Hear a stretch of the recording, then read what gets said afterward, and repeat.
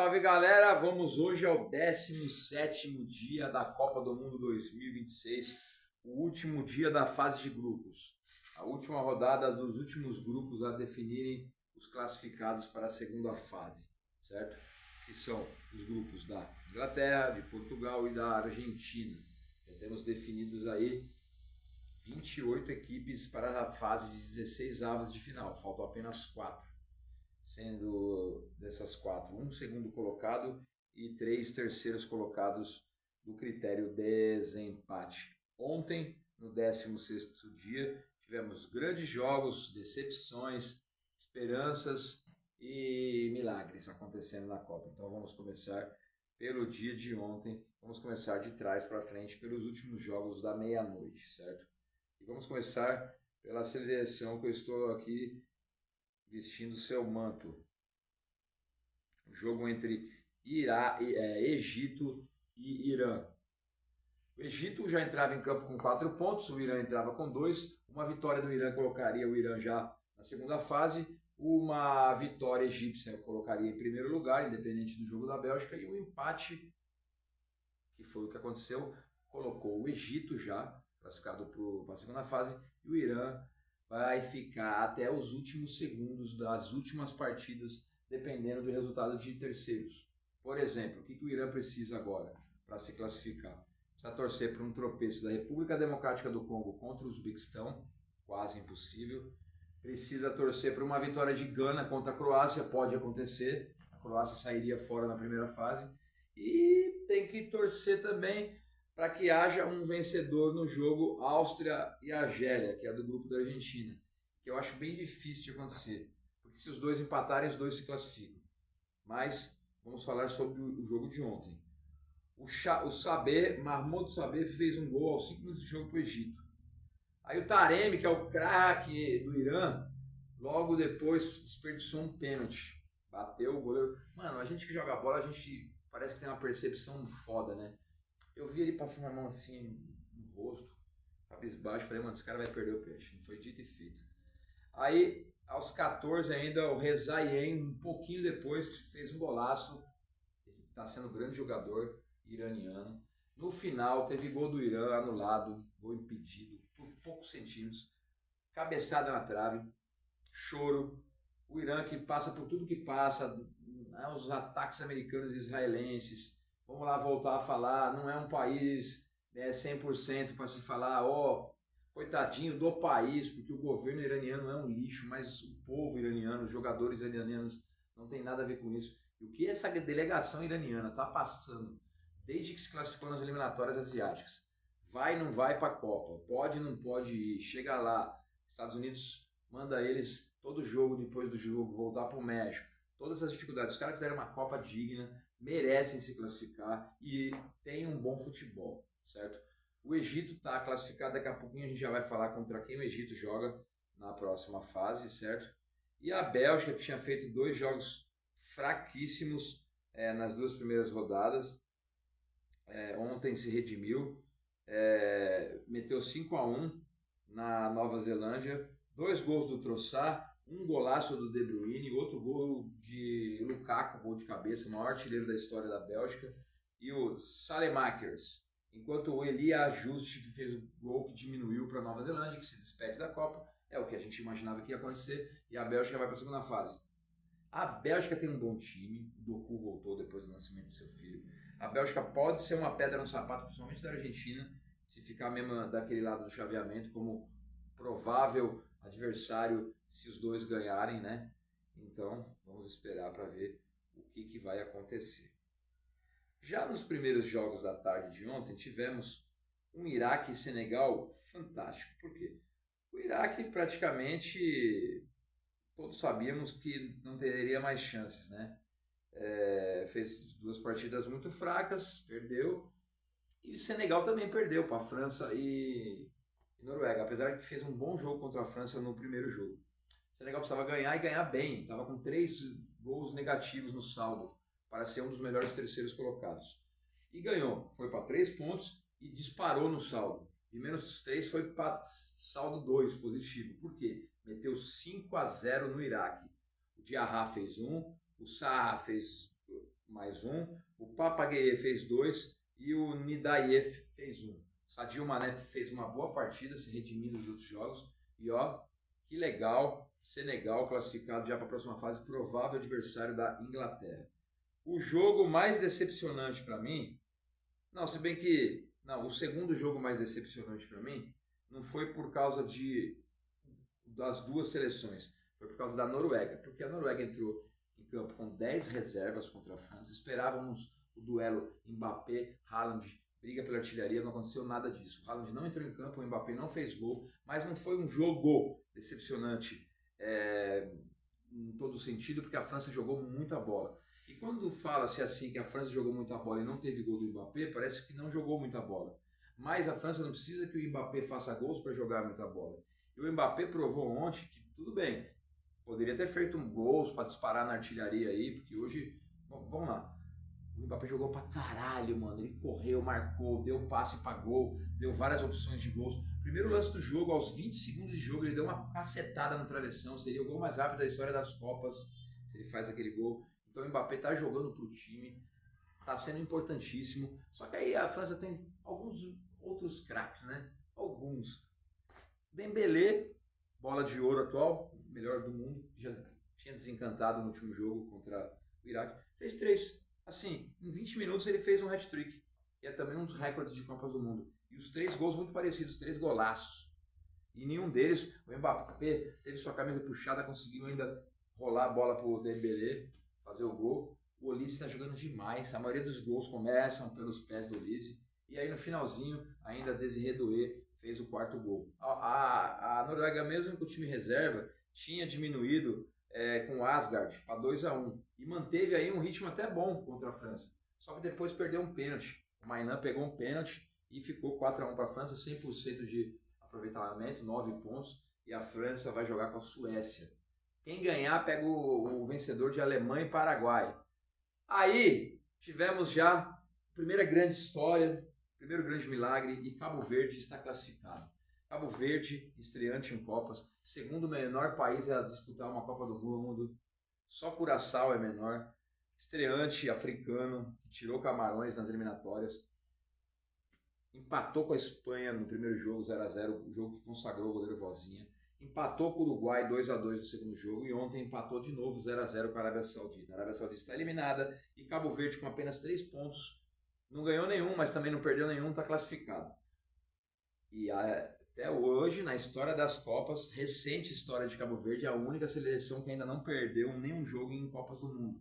Tem tudo isso envolvido. Mas, vamos lá. Por que Cabo Verde se classificou em segundo? Porque o Uruguai foi ineficiente. E aqui, ó, Uruguai e Espanha. Se o goleiro Vozinha, de 40 anos, foi o grande responsável de Cabo Verde não ter perdido nenhum jogo, o goleiro do Uruguai, Muslera, foi o grande responsável pela eliminação uruguaia. Vamos lá. Muslera tinha já abandonado o futebol, a seleção uruguaia se aposentou em 2024. Aí o louco Bielsa, Marcelo Bielsa, o argentino treinador do Uruguai, trouxe ele de volta, gerou muita controvérsia. Rocher, goleiro do Inter de Porto Alegre, que era titular, foi pro banco. Muita gente ainda falou também, pô, mas se o... Peraí, deixa eu ajeitar aqui. Mas se o goleiro de 40 anos volta, por que o Soares não pode ter novamente chances na seleção? E realmente foi o que aconteceu. Faltou o Luizito Soares, faltou um finalizador também para fazer gols para o Uruguai. O goleiro Muslera falhou no primeiro jogo, certo? No gol da Arábia Saudita, naquele rebote. No segundo jogo com o Cabo Verde, ele falhou grotescamente nos 2 gols, um chute de fora da área, aquele gol que ele saiu que nem um louco. Não sei da onde ele saiu, certo? E ontem, 0-0, Uruguai melhor em campo, só que não conseguindo achar o gol. A Espanha, a gente já vai falar, mal no jogo, o jogo inteiro, achou um gol, tá? O Baena chutou ali despretensiosamente, o Muslera frangou, mas de uma forma grotesca. Eu sempre falo, o grande time começa por um grande goleiro, e se o time não tem um grande goleiro, tem metade de um time desmantelado, e foi o que aconteceu. Aí, para piorar, ele pediu para não voltar no intervalo, o Muslera nem pro banco veio, Rocher voltou, ainda quase falhou num outro gol, deu sorte também, bola na trave da Espanha. Lamine Yamal, um fiasco nos 2 jogos que jogou muito mal, muito pouco. que ele é, o grande craque Lamine Yamal. A Espanha fez um futebol burocrático como de sempre. Assim, eu vou falar bem a verdade do meu coração. Tem seleções que eu gosto muito, sempre gostei. Tem algumas que eu gosto às vezes, desgosto outras vezes, que é o caso da Argentina. Tem umas que eu detesto sempre, é o caso da Espanha. Nunca gostei da Espanha, desde antes dela ganhar a Copa do Mundo de 2010. Aquela geração, antes do Butragueño, só gostava dele e do Bizarreta. Ah, o Michel também, vai. Depois, daquela geração lá do título de 2010, do tic-tac de Iniesta, Xavi, Puyol, Sérgio Ramos, sempre achei um futebol chato.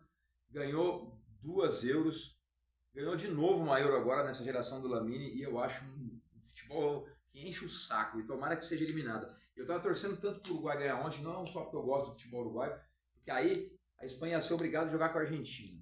Não foi. A Espanha está do outro lado da chave e Cabo Verde será o adversário da Argentina. Acho que agora o sonho já foi distante demais. Acabou. A Argentina provavelmente vai trucidar o Cabo Verde. Pode ser que não, o futebol tem de tudo. Mas meus parabéns ao povo cabo-verdiano, à seleção de Cabo Verde, ao técnico bubista, que é muito simples e que passa sempre o papo reto, que é uma seleção que encontra muitas dificuldades, mas que chegou lá, certo, galera? Bom, concluído isso, vamos aos jogos de hoje. Inglaterra e Panamá, certo? É um jogo em que a Inglaterra, com 4 pontos, luta pela primeira colocação do grupo. Deve entrar em campo com Pickford, Chalobah, Mark Guehi, Konsa e O'Reilly, Elliot Anderson, Declan Rice, Jude Bellingham, Madueke, Gordon e Harry Kane. As dúvidas são o Rich James e o Declan Rice, certo? Mas está na escalação aqui. Panamá vai só cumprir tabela, a Inglaterra luta pelo primeiro lugar do grupo, e no outro jogo teremos um embate bem interessante entre Croácia e Gana. A Croácia tem que ganhar, certo? A Croácia tem que ganhar. Se empatar, vai se classificar em terceiro, muito provavelmente. Não. Croácia tem 3 pontos. Se empatar, vai para 4. É correto. E se Gana se empatar, vai para 5. É um jogo aí bem burocrático, se for ver também, viu? Pode ser que seja aquele jogo de compadre, viu? Vamos ver como é que entrarão em campo as seleções de Gana e de Croácia. O jogo que será realizado às 16 horas aqui do Brasil, lá em Filadélfia, nos Estados Unidos. O técnico Zlatko Dalic deve entrar com o Livakovic, para mim o melhor goleiro da Copa, Stanisic, Sutalo, Pongracic e Guardiol, Modric, Kovacic, Marco Pasalic e Martin Baturina, Ivan Perisic e Musa. Já o português Carlos Queiroz deve mandar a campo os jogadores da seleção de Gana com Azaré, Seniaya, Adjetei, Opoku e Mensah. Thomas Partney, Sibo, Yerenki, Inaki Williams, Samenio e Jordan Ayew. Situação de Gana. Se Gana ganhar e acontecer algum desastre no jogo da Inglaterra, pode até ficar em primeiro. Se Gana empatar, dependendo do que acontece lá no jogo da Inglaterra, fica em segundo. E se Gana perder, aí Gana pode ficar de fora, hein? Então não é um jogo burocrático, não. Não vai ser um jogo burocrático, não. Temos tudo aí para ser um grande jogo. Para mim, Inglaterra 5, Panamá 0, Gana 2, Croácia 1, Croácia fora da segunda fase. Croácia também já encheu o saco, já pode passear aí, que já deu o que falar já também. A Croácia é um futebol para mim chato pra caramba. Bom, teremos esse jogo aqui, ó, RD Congo versus Uzbequistão. Vamos lá. Esse jogo é importantíssimo para a seleção do Congo. Os africanos, certo, chegam aí podendo fazer 4 pontos e se classificar no mínimo como terceiro melhor colocado, um dos últimos aí. O Uzbequistão, se ganhar, não vai chegar em lugar nenhum, mas pode ajudar o Irã, certo? Vamos lá.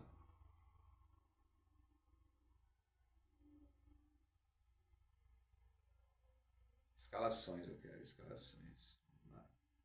Uzbequistão versus República Democrática do Congo. Onde é que está? É o grupo de Colômbia e Portugal. República Democrática do Congo versus Uzbequistão, escalações. Batistão, tá escrito aqui. Aqui. Tá, eu sei disso, não precisa falar mais não. O jogo será realizado às 8h30 da noite de Brasília, lá em Atlanta, certo, galera? Os congoleses do técnico Sebastião Desabre deve vir a campo com Mipassi, Wan-Bissaka, Capuadi, Tuanzebe, Mbemba e Masuaku, Motonsami, Kayembe e Mukau, Isa e Bacambau. Já o italiano, tetracampeão do mundo, Fábio Cannavaro, que é o treinador uzbek, deve levar a campo Nematov, Uzanov, Ashurmatov, Abulanev, Karimov, Kanrobekov e Shukurov, Nazuralev, Failuzaev, Ganiev e Shomurodov. Para mim, Congo ganha por 3-1 e vai ser um dos melhores terceiros colocados também. Um dos grandes jogos da primeira fase e um dos mais esperados da última rodada, o grande jogo da noite de hoje, será entre a fortíssima seleção colombiana, que é aqui da América do Sul, contra um dos prováveis candidatos ao título, Portugal, que estreou mal, empatando com a República Democrática do Congo, e depois fiou 5 no Uzbequistão, deu aquela respirada, Cristiano Ronaldo fez 2 gols, um duelo entre Cristiano Ronaldo, os veteranos, Cristiano Ronaldo e James Rodrigues é muito esperado. Os dois já estão classificados, mas vai decidir muito esse jogo. Se Portugal ganhar, ele vem para o lado do chaveamento do Brasil. Provavelmente vai enfrentar a Argentina nas quartas de finais. Quem sabe um duelo aí contra o Brasil ou contra a Inglaterra nas semifinais. Se perder, vai para o lado de lá. E aí já fica bem próximo nas oitavas de finais de enfrentar a Espanha. Acredito que vão jogar para ganhar, independente de o que vão enfrentar lá pela frente. O treinador espanhol Roberto Martínez deve mandar a campo a seleção portuguesa com Diogo Costa, João Cancelo, Rubem Dias, Renato Veiga e Nuno Mendes, Vitinho e João Neves, Bruno Fernandes, Pedro Neto, João Félix e ele, o mito, CR7, Cristiano Ronaldo, que ontem, com o Haaland sem fazer gol e com o Mbappé sem fazer gol, se ele meter uns doisinhos aí hoje, já fica na vice-artilharia da Copa, hein, galera? Seria bem interessante ver isso acontecer. Já o treinador colombiano, que é argentino, Néstor Lorenzo, deve mandar a campo Vargas Munhoz, Davison Sanches, Lucumi Morrica, Lerma, Puerta, John Arias, James Rodrigues, Córdoba e Luiz Dias. Minha opinião. Não é minha torcida não, porque eu torço para que Portugal vença, mas eu gosto muito da Colômbia também. Eu acho que Portugal vai vencer, mas vai ser um jogaço ali, um 3-2 bem apertado, com 2 gols de Cristiano Ronaldo, e show de bola. Aí Portugal vai para o lado que pega a Argentina, e a Colômbia vai para o lado que pega a Espanha, porque eu acho que a Colômbia vai tirar a Espanha dessa Copa do Mundo, pelo péssimo futebol que a Espanha está jogando, e que é o que eu vou torcer. Para finalizar, o grupo de Argentina, Jordânia, Argélia e Áustria. Vamos a esses jogos que são interessantes, porque a Jordânia já está eliminada, fez uma estreia em Copas ali tranquila, não tomou grandes goleadas, fez seus golzinhos já, e hoje tem uma incumbência. Qual que é a incumbência da Jordânia? Não deixar a Argentina disparar no saldo de gols e Messi disparar na artilharia da Copa e da história das Copas. Para isso, o treinador argentino, escalações, Lionel Scaloni já deu uma ajudinha de leve, pois colocou o Messi no banco. A Argentina deve entrar em campo com João Musso, vai dar um descanso para o Dibu Martínez, Gonzalo Montiel, Nicolas Otamendi, que também vai entrar, está no banco sempre, Marcos Senesi, Nicolas Tagliafico, Leandro Paredes, Palácios, Lo Celso e Simeone, Nicolas Paz e Julian Alves. O Lautaro também vai para o banco, o Almada vai para o banco, um time totalmente alternativo. Quem sabe Jordânia não entra e não faz um papel aí digno de despedida de Copa, certo? O jogo será às 23 horas, horário de Brasília. Puta, não tá falando aqui onde que é o jogo, mas é lá nos Estados Unidos, não importa. E vamos ver como é que será o jogo. Mano, Jordânia vai para campo com seus 11 titulares, certo? Não vou nem falar a escalação aqui, não precisa, porque é muito e é isso. Vai perder, acho que vai ser um 3-1 tranquilo para a Argentina.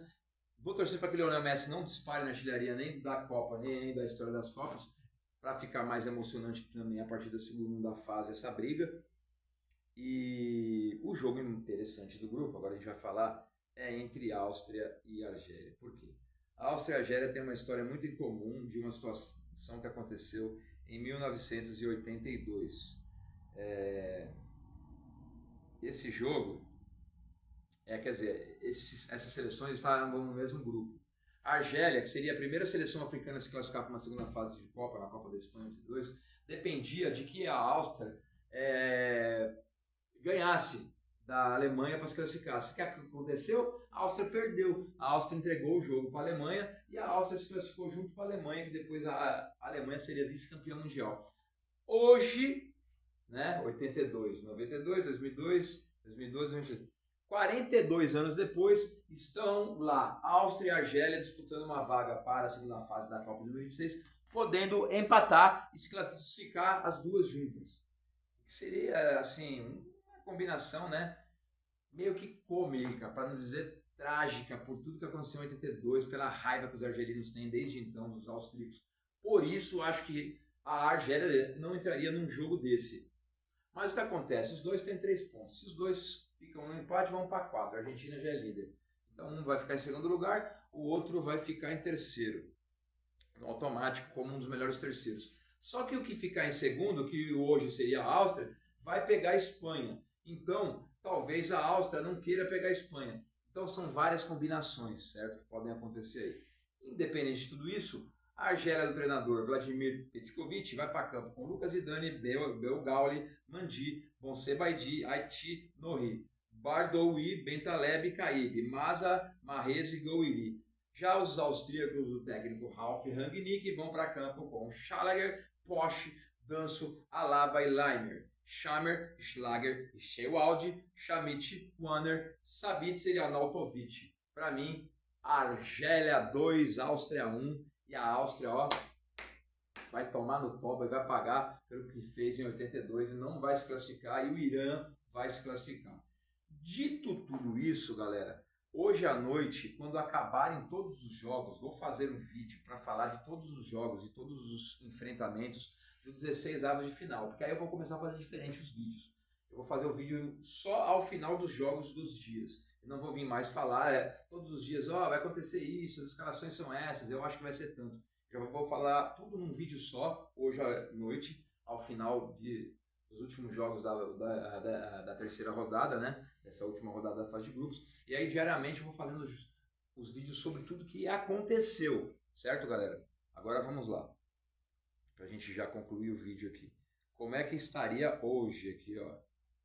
Instagram... Vou puxar lá pelo Instagram da Casé.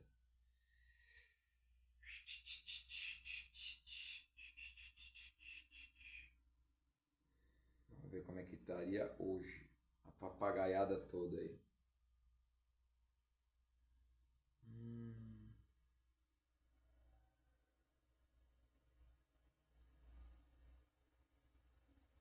Ixi, já tem várias publicações.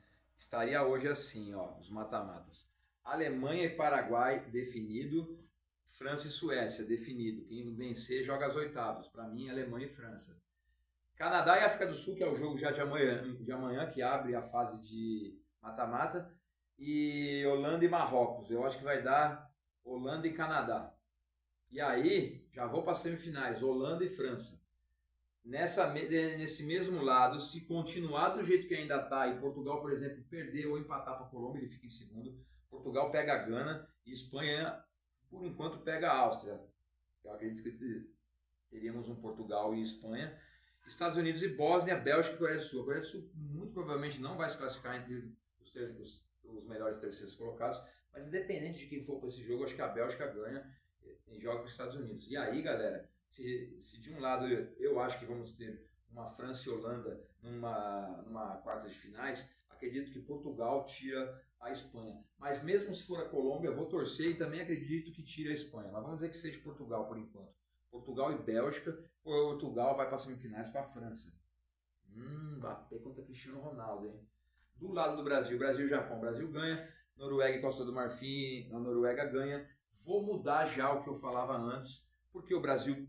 Mano, assim, analisando tudo que eu estou vendo. A França, que tem um baita time, tem uma defesa fraquíssima. A defesa da França é muito vulnerável.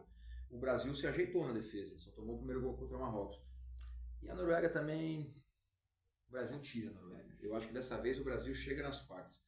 Só que aí, México e Equador, que seria o jogo de hoje. México passa, a Inglaterra tira. Senegal, Inglaterra e México, Inglaterra passa. Inglaterra e Brasil, a Inglaterra vai para semifinais. Aí eu acho que o Brasil não passa não. Argentina e Cabo Verde, depois Argentina ganhando de Cabo Verde pega Austrália e Egito. O caminho da Argentina tá assim, ó. Pásela, hermanos. Depois, provavelmente, Suíça e Irã, Colômbia e Croácia, Argentina e Colômbia, Argentina nas semifinais com a Inglaterra. Se Portugal vier para o lado de cá, se Portugal ganhar, Portugal vai ser uma pedra imensa no caminho da Argentina. Poderíamos aí ter um Portugal e Inglaterra desse lado da chave e um França e Bélgica, ou França e Colômbia, ou até França e Estados Unidos do outro lado. Prognósticos. Esperem acabar os jogos de hoje. A gente já vem com um novo vídeo aí de madrugada para falar sobre todos os jogos definidos da fase 16 avos de final. Valeu, galera. Tamo junto. É nóis.